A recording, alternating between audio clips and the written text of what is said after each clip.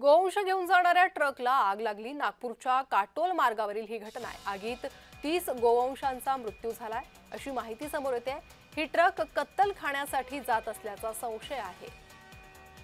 नागपूरच्या काटोल मार्गावर ही घटना घडलेली आहे। गोवंश घेऊन जाणाऱ्या ट्रकला आग लागली। या आगीत 30 गोवंशाचा मृत्यू झाला।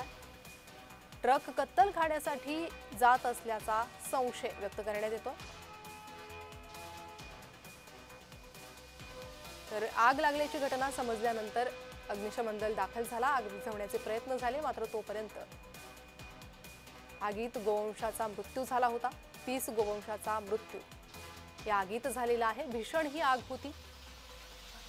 या आगीत ट्रक पूर्णपणे जळून खाक झालेला आहे।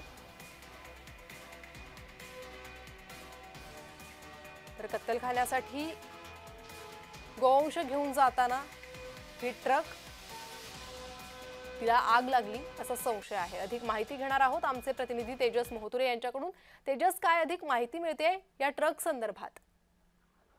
नक्कीच आज बघितलं असेल तर नागपूर आता काटोल मार्गावरील सेंट्री येथे पहाटे 4 वाजता सुमारास जे आहे गोवंश घेऊन जाणाऱ्या ट्रकला जे आहे ती आग लागली। या संदर्भात जर बघितलं असेल तर हे जे ट्रक होतं ते कळमेश्वर भागातून जे आहे ते पुढे मध्य प्रदेश कत्तलखान्याकडे जात असल्याचा जो आहे संशय आहे तो गावकऱ्यांनी व्यक्त केला। आणि ट्रक जे आहे ते मध्यरस्ती बंजर झाला आणि त्यासमोर जे आहे चक्क्याच्या तून जे ठिणगी निघत ते आग लागल्याचा संशय आहे। या संदर्भात जर बघितलं असेल तर गावकऱ्यांनी या संपूर्ण ट्रक चालकाला थांबवलं आणि यासोबत जर बघितलं 5 ते 7 जणांवर बाहेर काढण्यात यश आलं, मात्र 30 ते 35 जणांवर दगावल्याची माहिती आहे ती पुढे येत आहे।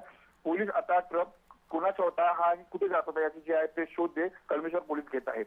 जी तेजस, धन्यवाद या सविस्तर माहितीसाठी।